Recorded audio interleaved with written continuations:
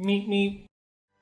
Welcome back, boys. And today we're going to talk about something that probably every serious Epic 7 player will run into at some point in time, and that is Burnout.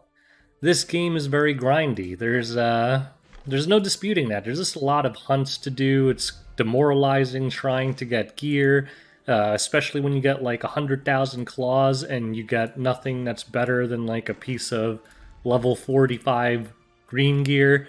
It can get pretty demoralizing after a while, so all of us have lost guildies, friends, sometimes good ones, to burnout. People end up taking breaks and falling hopelessly behind when they try to come back and then quitting again because they're so behind. It's just, yeah, it's a game ending thing if it afflicts you. So today we're going to talk about 5 specific ways to help you deal with burnout. So let's just get right started right away. So number one is to have focused goals. The grind is much less tedious when you have a goal, and I found that people who have like goals all the time when they're playing are the ones that don't really suffer from burnout. Now, a lot of this game is just grinding for gear, right?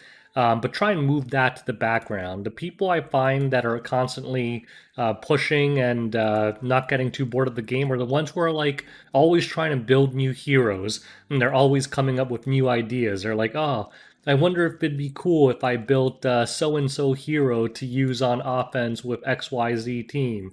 Or, I wonder if my Guild Wars defense would get better if I changed it up to use these heroes. And the thing about building heroes is that's pretty easy to do. I mean, yeah, you have to do a lot of adventure. Yeah, you have to wait for molas and stuff.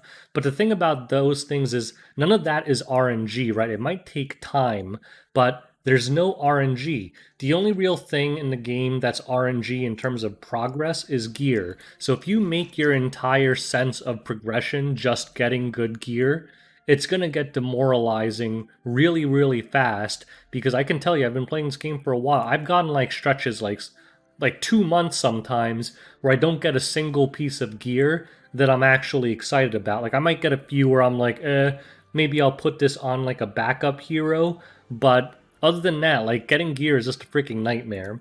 So I think the number one reason people do end up quitting is that they stop having goals. They end up getting like 10, 20 good heroes and they're like, we have enough, and they just want to try and push to the top.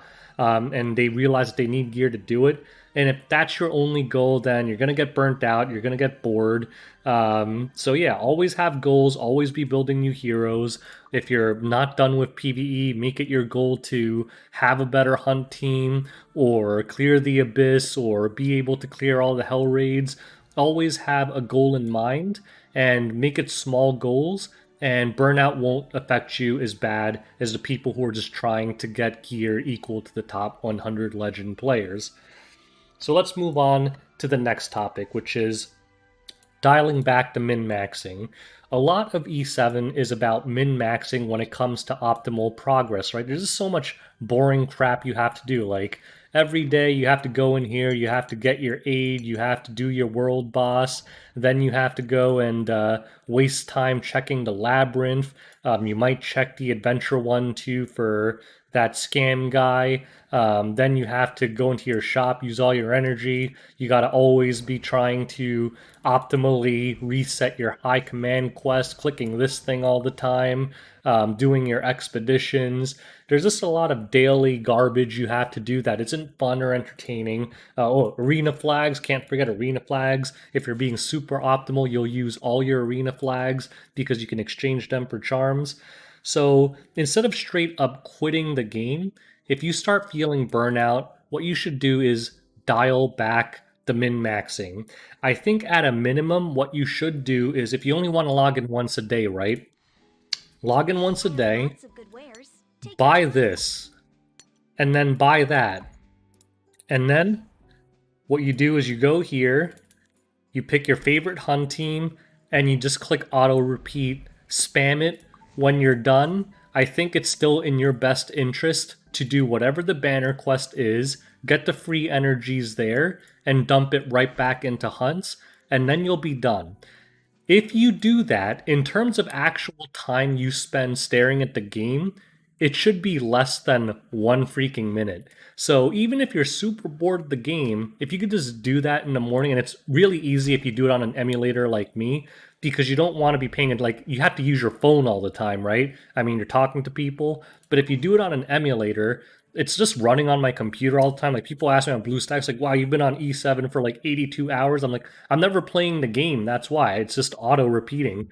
So if you do it that way, you can't really get burnt out because you're not really having to do anything. If you're trying to min max everything, you have to wait for everything to be done. You're clicking all over the place. It's really boring and it could get really irritating. So, yeah, if you do it this way, are you going to lose out on some efficiency? Are you going to lose out on some progress? You absolutely are. But you know what's worse than that in terms of progress? Some people just straight up take a break for 2 months, not play at all, and then they end up being hopelessly behind. At least this way, you're dumping the most valuable resource you get, which is energy. You're still dumping all your energy on a daily basis. Yeah, you're not getting the charms. Yeah, you're not getting the arena points, etc., but you're burning the energy. And on a side note, I don't think this game is actually as grindy as people think, because I played a lot of MMOs like WoW and Ragnarok Online. The difference between E7 and grinding in those kind of games is that in those games you actually have to be playing the entire time. Epic 7 has a lot of quote unquote grinding, but really the grinding turns down to this. You click this and you turn this on and you walk away for an hour and you don't even have to look at it. To me, that's not so bad. But, anyways, let's move on to the next topic. Number 3, don't do dumb things. And let me get into detail. So, a lot of people lose motivation because they're constantly doing dumb things that neuter their progress. So, let's talk about some examples. Constantly moving gear around on their heroes outside of free unequip and then complaining nonstop about, oh, there's not enough gold in this game. I can't equip the characters I want to. And it's like, how's that possible? And like you look at what they're doing, and every time they have an idea, they're like, oh, it's only 250k gold to switch over. I'm going to switch everyone over. But over the course of months, when they do that like 20, 30, 50 times, that adds up quick. Like I can tell you, I never run out of gold. It's not like because I'm buying gold packs or anything. It's just because I never re-equip people outside of gold events, and I'm not always spamming. I don't spam this thing at all, because that's another reason people are always gold starved. They're close to being able to pity, and they spam this and they buy all the covenants.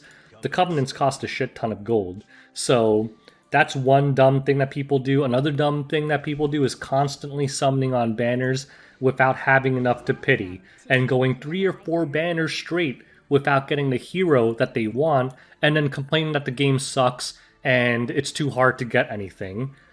And it's ridiculous. Like, let's say here, like, obviously, let's pretend I had 0 Skystones here and I had 200 bookmarks, and I'm like, oh, I'll get lucky and get her, no problem. And I do 200 bookmarks worth and I don't get her. Then guess what? You have 0 bookmarks, you're not going to get the hero. Then you go to the next week, it's a different hero, you have 0 bookmarks, so you can't get that either. Then the week after, a different hero comes back, maybe you saved up 100 bookmarks, and you're like, I'm going to get that one, and you miss it again. If you end up going like 4, 5, 6 banners without pulling a hero, yes, you're going to get demoralized. Yes, you're going to quit. So if you don't want to just bank on luck, be smart about it. Go for pity. And if you get lucky and don't have to pity it, you have a lot of bookmarks for the next one. The list is endless. Those are just 2 examples.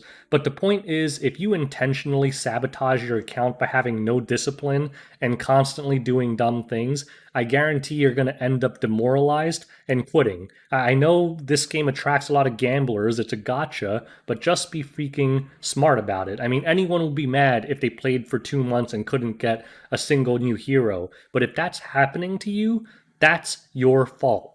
I mean, look at my Skystone count. People are gonna say like I'm whaling, blah blah blah, but I'm actually not. Like I haven't bought anything in like 2 or 3 months now.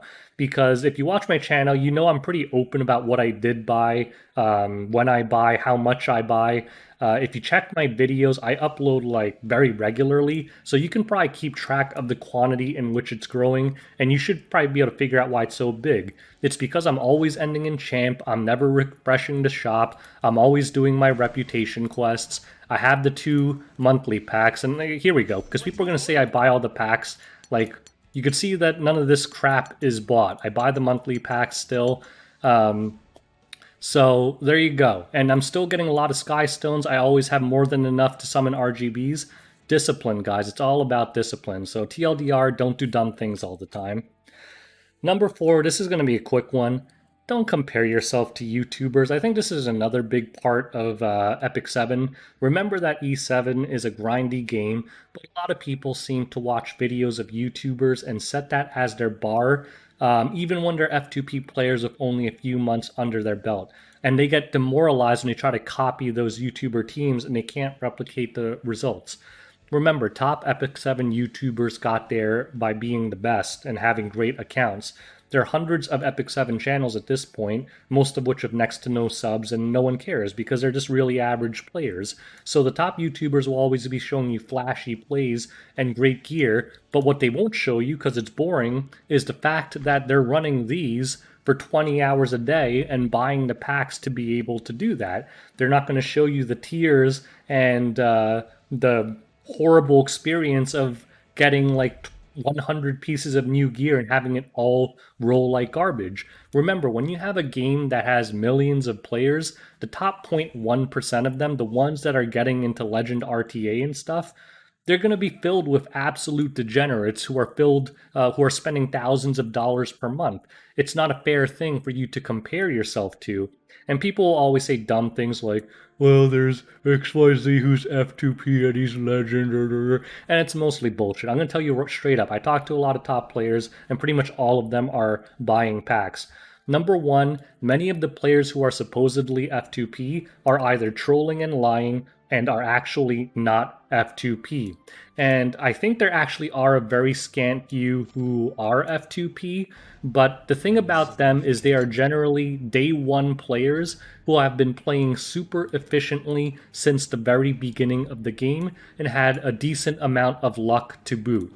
If you're like a 6-month player and you're F2P, you have no chance of catching up. That's just the reality.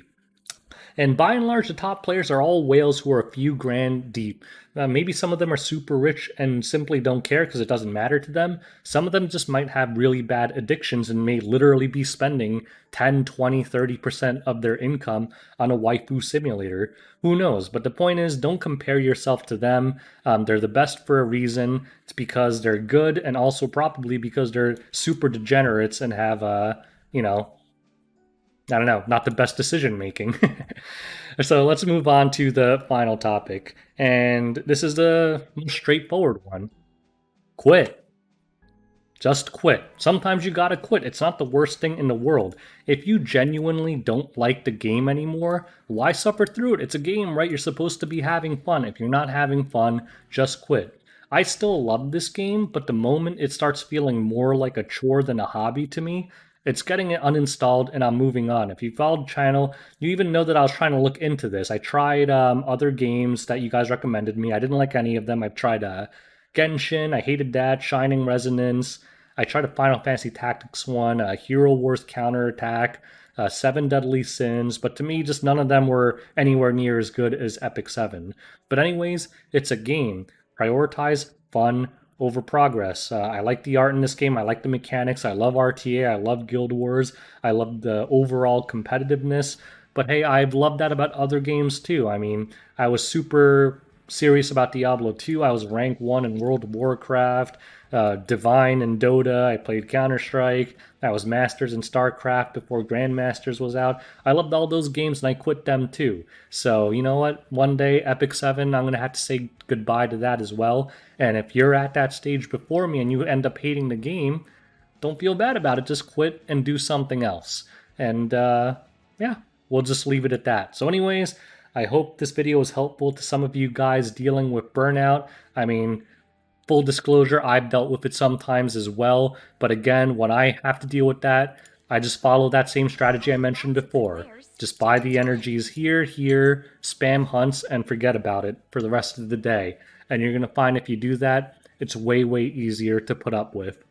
Anyways, share your burnout experiences below. I hope this was helpful to some of you guys, and thanks for watching, boys. Till next time, peace out.